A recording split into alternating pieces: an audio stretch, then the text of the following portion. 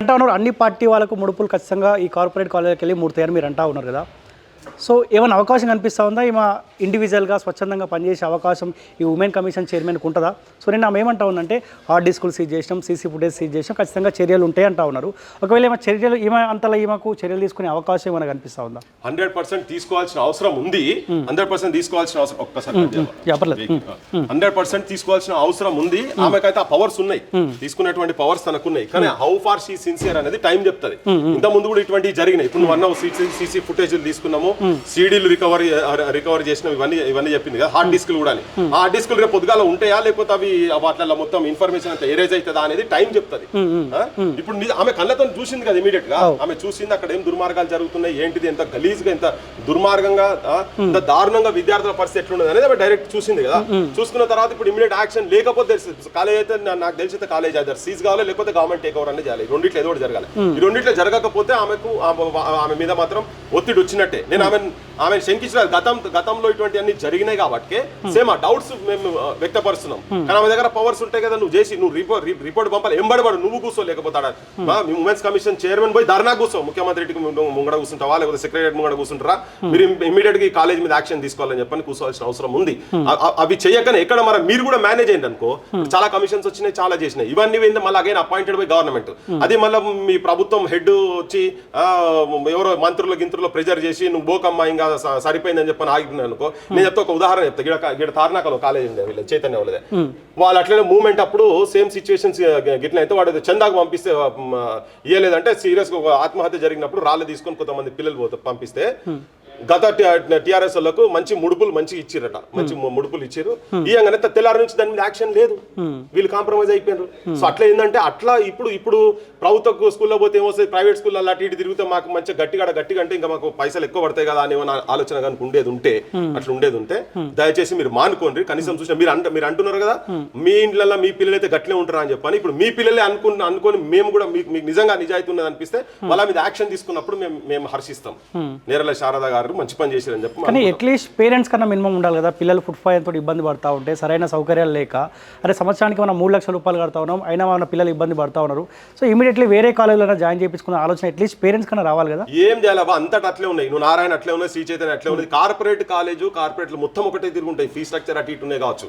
వాళ్ళకి ఆప్షన్ ఏముంటుంది, next government కాలేజీలో జాయిన్ చేయాలి అనేది ఆప్షన్ ఉంటుంది. గవర్నమెంట్ కాలేజ్ అంతకన్నా ఘోరం కదా. ల్యాబ్స్ ఉండయి, లైబ్రరీలు ఉండయి, కాలేజీలకు రూములు ఉండయి, పిల్లలకు పోయేటందుకు టాయిలెట్లు ఉండదు, కాలేజీలకు స్కూళ్ళకు కాంపౌండ్ వాళ్ళు ప్రహారీ గోడలు ఉన్నాయి. ఇంటర్మీడియట్ పిల్లల కాడికి వెళ్ళి ఒక టాయిలెట్ లో 90 మంది 100 మంది. నేను ఒక స్కూల్ కు పోయినా మొన్న, 100 మంది ఉన్నారు, టాయిలెట్ లేదు, స్టాఫ్ కు టాయిలెట్ లేదు. అమ్మాయిల స్కూల్ చెప్తున్నాను నేను. మన ఇంటర్మీడియట్ ఇక్కడ పోయినా, మద్దునూరు పోయినా మేము. మద్దునూరు పోతే లైన్స్ వాళ్ళకి ఇచ్చేది ఎంత, 10 నిమిషాలు ఇంటర్వెల్. క్లాసులకు లేట్ అవుతాయి, వీళ్ళు పాఠాలు మిస్ అవుతాయి. చాలా దయనీయమైన ఘోరమైన పరిస్థితులు ఉన్నాయి. మేము అక్కడ అడిగితే ఏం చెప్పారంటే, అరే మరి ఎందుకమ్మా మరి మీరు ఇళ్ళలో చెప్పొచ్చు, ఇళ్ళలో చెప్తే ఆయన కాలేజ్ బంద్ చేపిస్తారు. ఎందుకంటే నువ్వు టాయిలెట్లు పట్ట పోయే సిచ్యువేషన్ రోడ్ మీద ఉన్నది ఆల్మోస్ట్ ఒకటే టాయిలెట్. ఇప్పుడు ఇక్కడ కూడా సేమ్ అదే సిచ్యువేషన్స్ ఉన్నాయి కదా. వీళ్ళు ఇక్కడికి వెళ్ళి తీసి ఏడేయాలి, గవర్నమెంట్ వేయాలి, వీళ్ళకి ఆప్షన్ లేదు.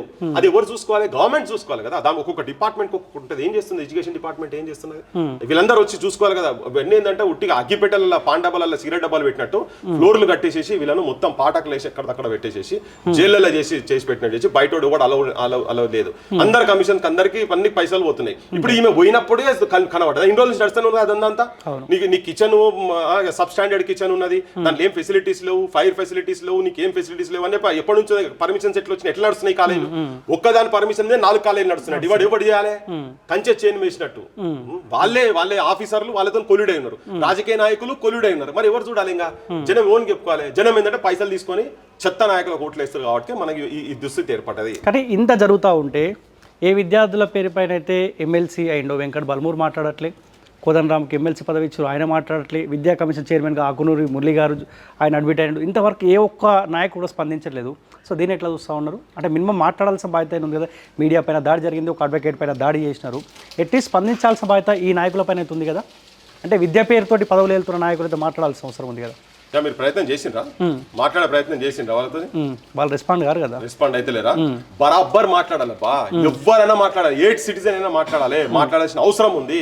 పదవులు రాగానే నోట్లలో బట్ట గుచ్చుకొని కాదు, ఆశలు పదవుల మమకారం తోటి వాటితోటి మీకు మీ కళ్ళకు కనబడాలి కదా. మరి వీటి గురించి కదా కొట్లాడింది. మరి ఆకునూరు మురళి మన కోదండరామ్ అయితే విద్యా వ్యవస్థ గురించి చాలా ముచ్చట్లు మాట్లాడింది కదా. ఈవెన్ ఇప్పుడు నేను మొన్న పోయిన కాడికి ఆకునూరు మురళి గారికి వచ్చిన అక్కడ బాత్రూమ్ కట్టిస్తున్నాం అని చెప్పారు. అట్లా ఒక్క బడిలో కట్టించుడు, ఒక్క దాంట్లో ఒక కాలేజీలో ఏదో పేపర్లో రాగానే పోయి చేస్తారు. సిస్టమ్ మొత్తం మారాలి కదా. సిస్టమ్ మొత్తం మారేటట్టు గవర్నమెంట్ ఏమైనా పైసలు ఇచ్చిందా? బరాబర్ వీళ్ళు మాట్లాడాల్సిన, వీళ్ళే కాదు అందరు మాట్లాడాలి, వీళ్ళు ఇంకెక్కువ మాట్లాడాలి వీటి గురించి. అట్లా దాడి చేస్తారని పోవాలి. కమిషన్ పోయి నిజంగా ఉండేది నువ్వు పోయి, అరే నువ్వు ఎట్లా చేసినావు రా బచ్చాలి, గవర్నమెంట్ కి రికమెండ్ చేయాలి. నేను కూడా విజ్ఞప్తి చేస్తున్నా, నా తరఫుకి వెళ్ళి విజ్ఞప్తి చేస్తున్నా. ఇట్లా దాడులు చేసిన లోపల పోయి అదేం ఏమన్నా తాలిబాన్ రాజ్యం ఇదేమన్నా?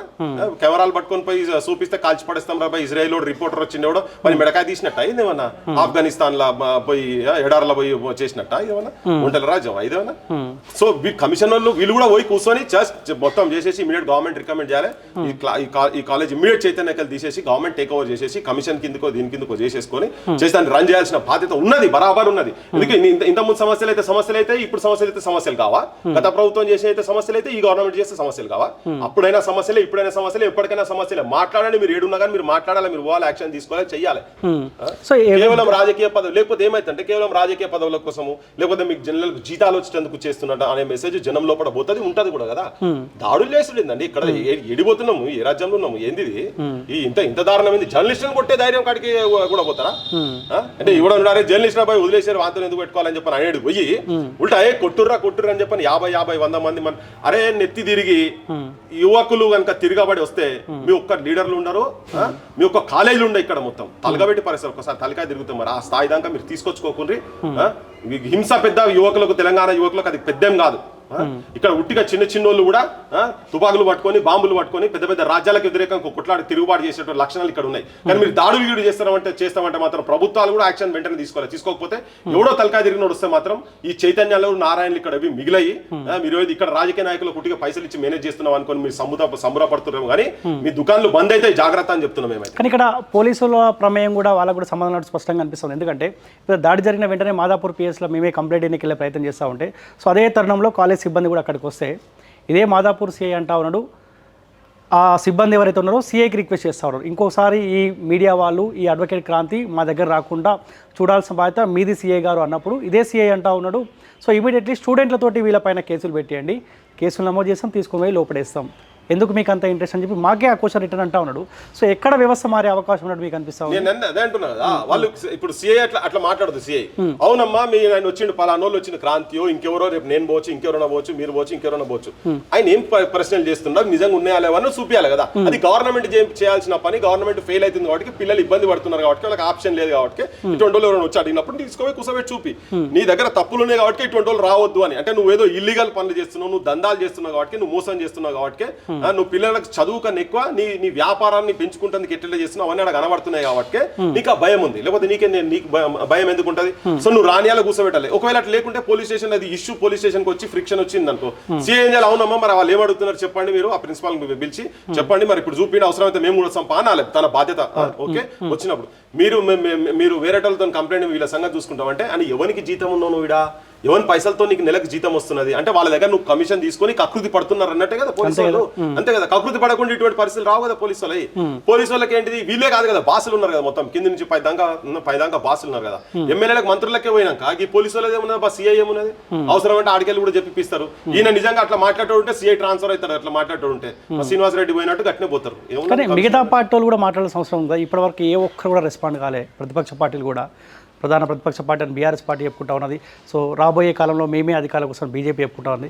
ఇంత జరుగుతూ ఉంటే, ఇంత ఒక మాఫియాతనాలు రెచ్చిపోతుంటే ఏ ఒక్కరు కూడా ఇవన్నీ చూస్తుంటే నాకు కూడా ఏంటంటే దొంగలు కలిసి ఊర్లు పంచుకున్నట్టు బయలంతా ఏమో టీఆర్ఎస్ పార్టీ ఏమన్నా మంచి సకదనమైన పార్టీ, సకదనమైన పాలన చేసిన వాళ్ళు, వాళ్ళ దాంట్లో లేరా దోపిడీ చేసే వాళ్ళు, మల్లారెడ్లు చెర్లలాగా బంగ్లాలు కట్టుకున్న వాళ్ళు, మా జనగాం ఎమ్మెల్యే ఆయన ఉండే ఎంత అంటే వీళ్ళందరూ కూడా కాలేజ్ మాఫియా వాళ్ళే కదా వీళ్ళందరూ ఉన్నది. వాళ్ళు చేసే పనులు అవే కదా.